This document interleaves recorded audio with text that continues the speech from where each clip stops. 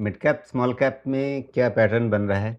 क्योंकि mid cap ने भी उसी तरह से जैसा हमने निफ्टी में देखा, काफ़ी हद तक वैसा ही कुछ है कि नीचे 200 डे मूविंग एवरेज पड़ा हुआ है। ऊपर आपके सामने 50 डे मूविंग एवरेज और 20 डे मूविंग एवरेज बिल्कुल आपस में जंजीर की तरह से बंध गए हैं, गुँथ गए हैं और शुक्रवार को एक रेजिस्टेंस तो वहीं पर दिखा है मिड कैप में।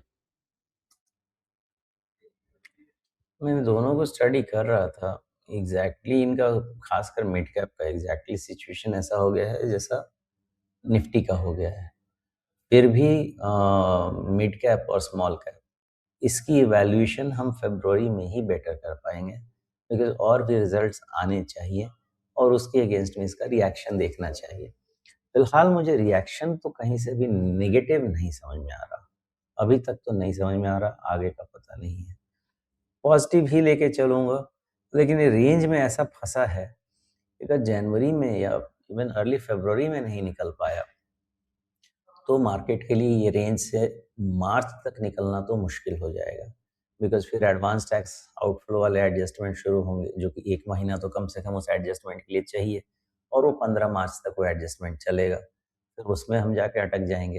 हाँ, फिर 15 मार्च के बाद अगर याद हो तो पिछले साल नहीं, पिछले साल मार्च में बैंक में रैली आई थी, जिसके अगेंस्ट में आपने निफ्टी का करीब 5% फाइनेंशियल ईयर वाइज अपसाइड देखा था, लेस देन 5% या समथिंग।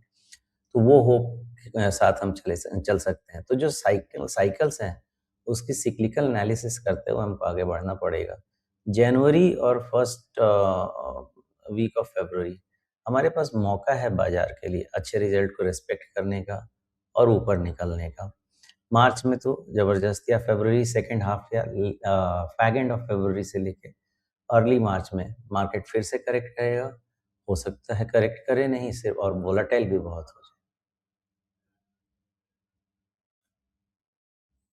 जी।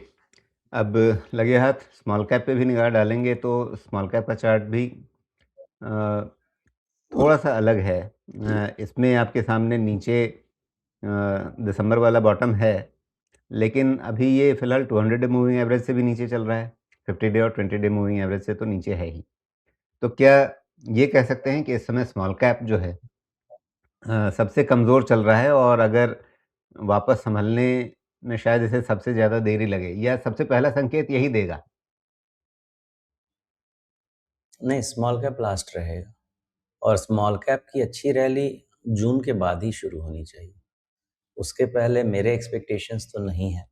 रिकवरी के एक्सपेक्टेशंस हैं, लेकिन जो रन आना है स्मॉल कैप में जी। जून के बाद, जुलाई अगस्त, उस समय से ही मेरे एक्सपेक्टेशंस हैं, उसके पहले नहीं है।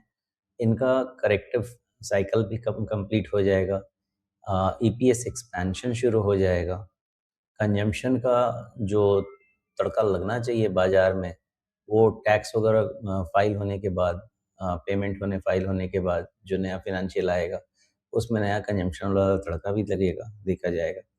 तो मैं जून क्वार्टर का रिजल्ट आने के समय यानी जुलाई ऑनवर्ड्स मेरा एक्सपेक्टेशन रहेगा कि इसमें भी अच्छी खासी सुधार देखने को मिले। अभी अंदाजा तो लगता है कि ये ऐसे ही सप्रेस्ड रहेंगे, कंसोलिडेट करेंगे। जी। यहाँ पे 17,000 के नीचे क्लोज अगर होना शुरू हुआ, 2-3 दिन भी हो गया, खतरा बढ़ जाएगा।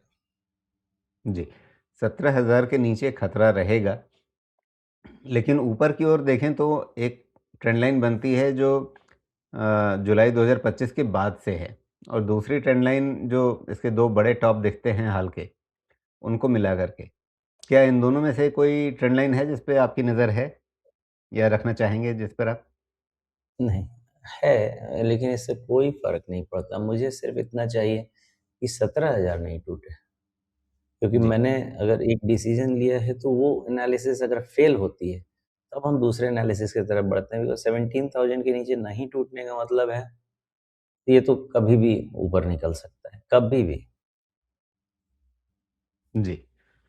यानी ज़्यादा नकारात्मक तभी होंगे जब 17,000 टूट जाए या एक तरह से कहें कि अभी हाल में जो इसने बॉटम बनाया है 12 जनवरी को ही, इस हफ्ते का ही बॉटम इसके नीचे जाने पर फिर दिक्कत बढ़ जाएगी। बढ़ जाएगी, काफ़ी बढ़ जाएगी। मतलब जी। मुझे ऐसा लगता है कि 10, 15, 20% की बढ़ जाएगी।